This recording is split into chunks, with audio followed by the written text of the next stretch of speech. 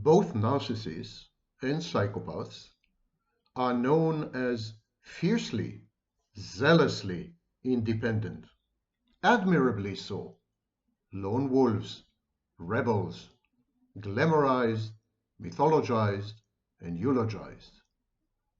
And yet people confuse independence, personal autonomy, with defiance, which is the clinical term.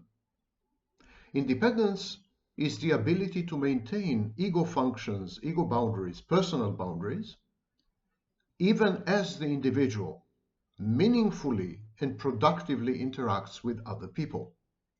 In other words, independence is the ability to bring other people into your life while not losing the sense of continuity afforded by the self and not allowing other people to breach your boundaries and undermine the narrative that is the glue that holds you together. That is independence. Defiance is something completely different. Defiance is exclusionary. Defiance is about excluding other people, either because you're afraid of them, you find them annoying, you refuse to lower yourself to collaborate with them, whatever the reason may be, and we will discuss all the reasons today. Defiance is most definitely not independence. Defiance is a schizoid, avoidant solution. It involves withdrawal. The boundaries in defiance are transformations of externalized aggression. So, defiance is antagonistic. It is conflict-based and conflict-prone, whereas independence is the exact opposite. It's not about antagonism. It's about compromise. It's about negotiation. It's about cooperation and collaboration. It's about self-enrichment and self-enhancement via the interactions with other people. Both defiance and contumaciousness, the rejection of authority, are forms of reactance. And today we are going to discuss the narcissist and the psychopath, what I call the F factor. F, effing. The F factor, my way or the highway.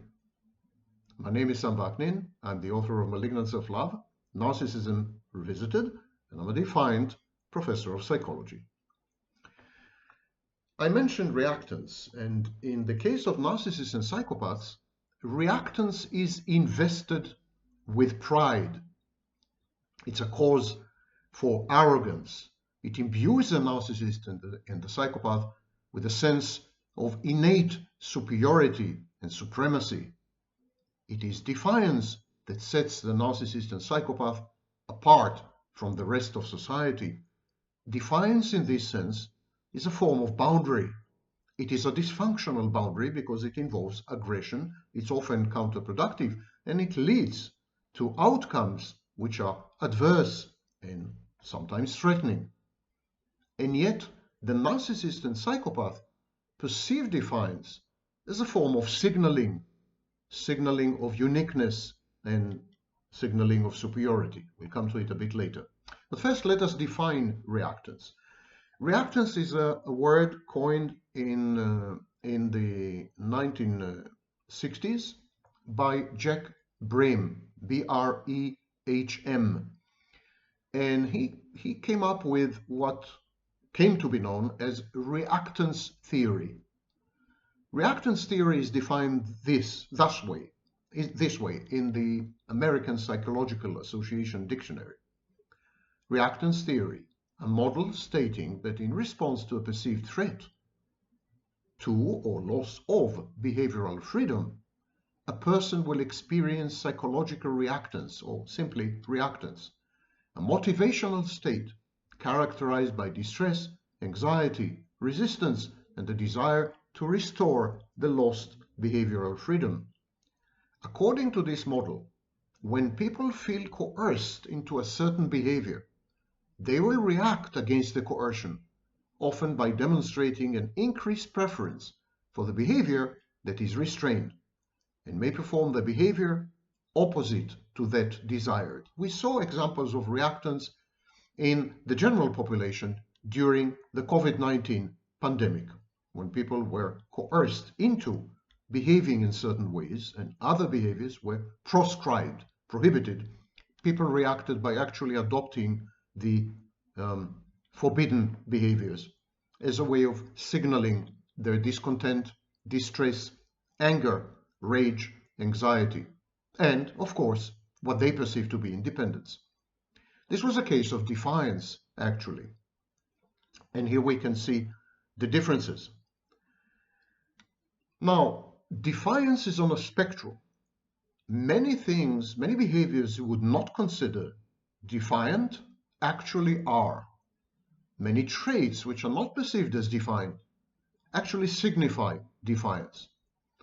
And this spectrum starts with ostentatious eccentricity, being unique and special in a way that attracts attention, but also in a way that discomforts other people, frustrates them, limits them, constricts them, undermines their goals and wishes, and a way that is non-obsequious, does not succumb to the demands and expectations of other people. That is ostentatious eccentricity. It is also imbued with a resistance to social mores, conventions, and norms, anything from clothing style, fashion, to etiquette. So the first step, the first rung on the ladder of defiance, the first pole in the spectrum, in this continuum, is ostentatious eccentricity. The next stage is non-conformity, the refusal to conform, obey, and act in ways which satisfy societal demands and expectations. Society inculcates people with scripts. We have behavioral scripts, for example, sexual scripts, how to flirt, when is it okay to have sex, when is it not. We have social scripts. What does a family mean? How does one interact in the workplace? All these, the collection, the amalgamation of these scripts is actually the social codex or the social compact, the social contract. And socialization agents, such as parents, teach us, indoctrinate us with these scripts. Nonconformity is the avowed, conspicuous, and ostentatious rejection of these scripts. The next stage is classical defiance, simply the constant urge, irresistible urge to say no to anything, to be a no-no bear. Whatever the offer at hand, whatever the proposal, whatever the circumstances, whichever types of interaction are available, the defiant person says no. Saying no is codified, sanctified. Saying no becomes a survival strategy or stratagem, a technique, but at the same time also ritualized. In other words, defiance has a lot in common with religion in some ways. It is highly structured and rigid, and it affords the individual a sense of connection with a higher purpose. And then we have contumaciousness. Contumaciousness is the rejection and abhorrence of authority, and of course, authority figures. This is beginning to be antisocial. This borders on antisocial behavior. And taken to extreme, of course, it leads to criminal acts and adverse consequences or outcomes. And so contumaciousness is already transitioning from individualism or malignant individualism to criminal, antisocial behavior. And finally, we have active rebelliousness, which also as a subcategory would include crime. Activist rebelliousness simply means that society as a whole is perceived as the enemy. Its structures should be undone. It's a form of nihilism. It's the belief that current institutions, the ambience, the circumstances, people around oneself, they all conspire to somehow subdue, suppress, dominate, and subsume the individual. And it is the individual ethical and moral obligation to fight back. Even criminals have a code of ethics. And the typical code of ethics of criminals is exactly this. Society has wronged me, or society is badly constructed. And all I'm doing is I'm securing my just deserts, what I deserve. So activist rebelliousness and finally crime. And this is the spectrum of defiance and reactance. What's the psychological background? What are the psychodynamics? What are the motivations and attitudes that underlie these highly self-injurious, self-defeating, self-harming, and self-destructive behaviors? Why would an individual engage in such conduct, knowing full well or gradually becoming aware of the deleterious consequences to oneself and other things and people one values? So start with traits which are essentially hereditary. And one of them is dissociality. Dissociality is a core personality traits. It's a difficulty in conducting oneself within society, pro-socially. It is marked by a profound disregard for other people's rights, feelings, and social norms, manifesting as a lack of empathy, self-centeredness, manipulativeness, Machiavellianism, and callousness, indifference to causing harm, exploiting others, and failing to feel guilt or remorse. And this differs from simple avoidance or simple shyness because it involves harmful, persistent patterns of behavior. So this is a trait. Antagonism is another trait, seeking conflict.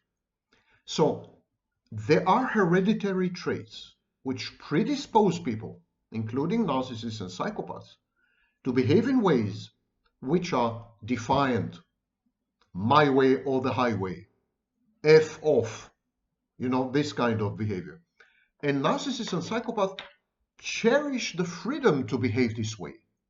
They refuse to be constrained or restrained. They refuse to adhere to any mores or codes or norms which would somehow inhibit them. In this sense, one could say that narcissism and psychopathy are disinhibitory disorders. But there is a much deeper, more profound background to all this. Frustrating people is a power play.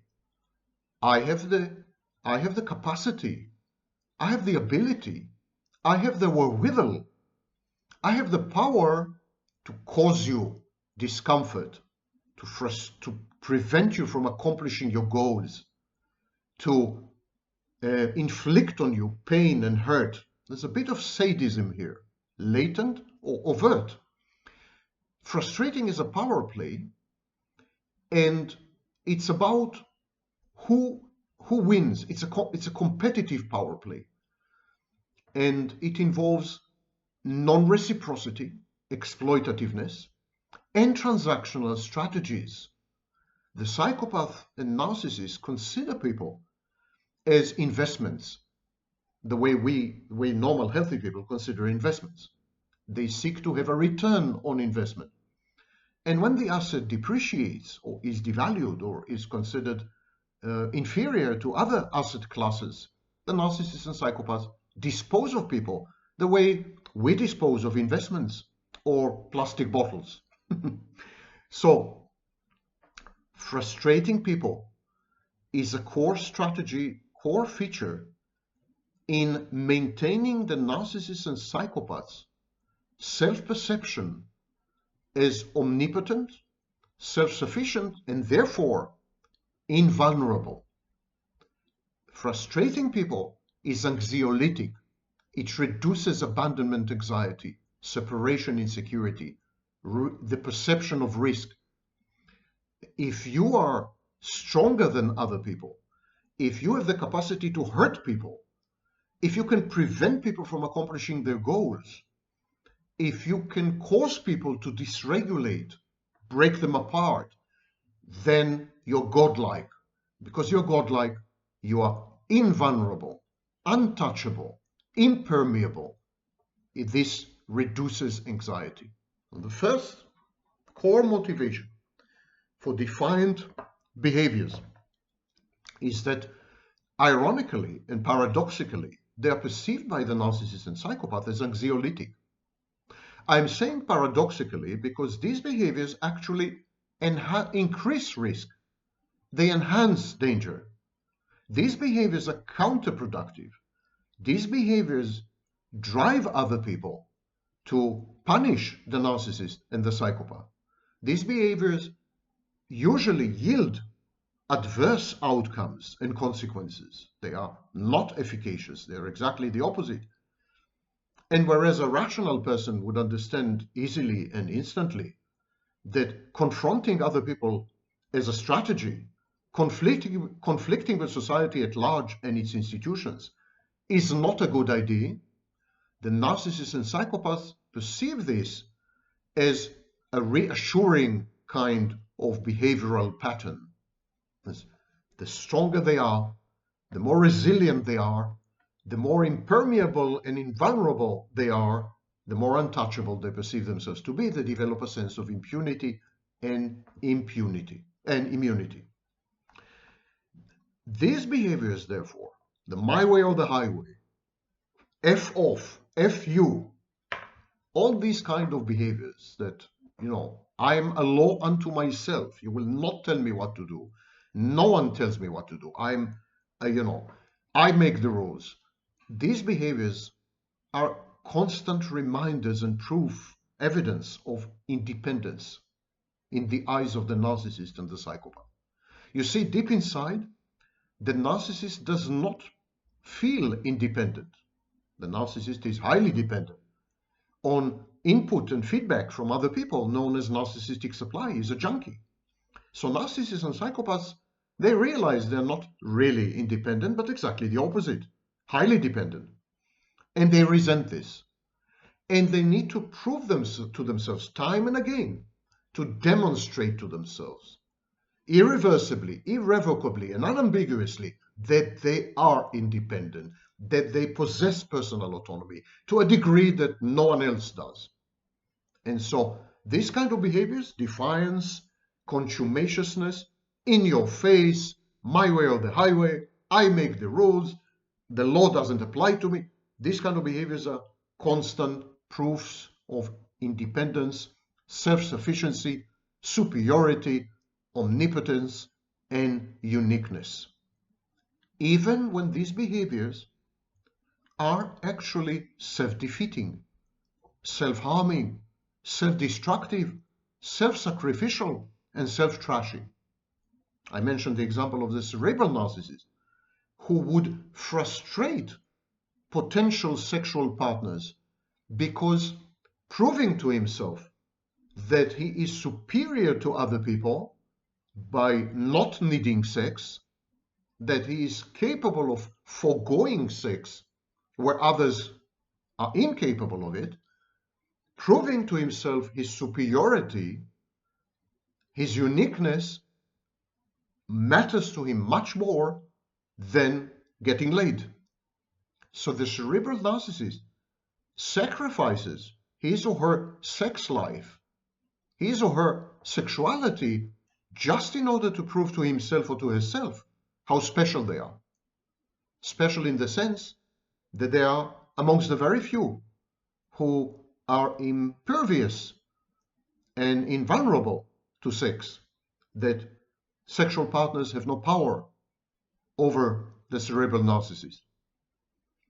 So frustrating other people becomes an ideology, and as an ideology, it constantly reinforces the narcissist's behaviors, attitudes, motivations, cognitions, and emotions. It is rigid, it is structured, it is punitive. If you break the ideology, there's a self-punitive mechanism, and it channels behaviors in ways which ultimately are constricting and self-defeating. frustration, in this case, often becomes self-sacrificial. The narcissist and the psychopath give up on pleasure, accomplishment of goals, status in society. They give up on all these things just in order to prove to themselves that unlike other people, unlike the majority of other people, they don't need any of this. They don't need sex. They don't need love. They don't need status. They don't need academic degrees. They don't need approval. They don't need any of this. They are beyond and they are above all this. They are godlike. Now, the narcissist, of course, requires approval. Narcissist self-enhances through the feedback and input from other people. But even as a narcissist seeks narcissistic supply, he would broadcast to you that he is doing you a favor. He would not broadcast neediness or clinginess like the borderline or the codependent. He would reframe the situation as if his presence is a gift, something you should pay for. And so if he is present in your life, of course, you should provide him or her with an uninterrupted flow of high-quality narcissistic supply. When all these strategies and ideologies and so on crumble to dust in the face of harsh reality, which pushes back and refuses to compromise or reframe itself, countervailing information constantly floods the zone of the narcissist. The narcissism, pathological narcissism, and psychopathy are defensive postures. They are firewalls that are intended to keep out reality. They impair reality testing. But at some point, reality breaks the barriers. Reality impinges upon the fortress. Reality, the barbarians not at the gates, but inside the city. And the narcissists and psychopaths cannot anymore deny reality because there's too much of it. At that point, there's a collapse. And the narcissists and psychopaths withdraw. They become schizoid. There's a collapse-induced avoidance because the delusions that underlie the fantasy of the narcissist, the fantastic, grandiose, inflated self-concept of the narcissist are no longer tenable and sustainable in the face of reality. And because the psychopath keeps failing and tripping himself up, shooting himself in the leg and in every other part of his anatomy, psychopaths are highly inefficacious and they sabotage themselves. They're self-destructive. So sooner or later, there's a collapse. And the fact that the situation is untenable, cannot be reconstructed, causes the psychopath and the narcissist to withdraw, to avoid reality, to isolate themselves, to become schizoid. All the above finally ends up in a sorry state of social isolation. People cancel the narcissist and the psychopath. People go no contact with the narcissist and the psychopath. People shun them. And this avoidance by society, coupled with the schizoid solution, the avoidant solution to collapse, you put the two together, it severely impairs efficacy. Narcissists and psychopaths always end up as losers, regardless of the position in society, how much money they have and so on. They always end up being losers. They end up being losers because they avoid society, painful, hurtful, reality-grounded society. They avoid it. They avoid the world. They avoid reality. And society avoids them. Society shuns them. And so there's no interface. There's no surface of interaction. And finally, narcissists and psychopaths resort to self-supply, substance use, and when this doesn't work, suicidal ideation is common, emotion dysregulation, and in some cases suicide. So this is the sequence. The narcissists and psychopaths, much cherished, much hallowed, much worshipped, defiant substitute for independence, their contumaciousness, their rejection, their rebelliousness, their in your face, my way or the highway, I make the rules, etc., etc., ultimately backfire. It's a non-sustainable proposition. We are dependent on other people. We are embedded in society. We consume services and goods. There's no way around this. People are going to tell us things. People are going to push back. People are going to criticize and disagree. There's no way around these behaviors. And no amount of delusion or fantasy and no amount of goal orientation, in the case of psychopathy, can compensate for this. Ultimately, the walls come tumbling down. It all crumbles. House of cards disintegrates. And the narcissist remains confronted with his own emptiness, the void that constitutes pathological narcissism. And the psychopath is left with an extreme sense of humiliation and shame, having failed repeatedly.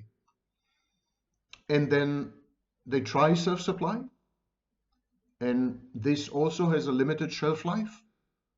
And ultimately, they're confronted with reality, and there's no protection, no defense against it anymore. And reality comes through the front door and devours them whole. Nothing is left to tell the tale of the towering lone wolf, rebellious hero, the glamorized, mythologized, eulogized, admired rebel, the fierce zealot, the independent mind. None of this remains. None of this leaves anything behind. There is no legacy in any of this. It is a solitary game that leads ultimately to a pseudo-psychotic state and an abdication, a rejection of life, as Hervey Cleckley called it.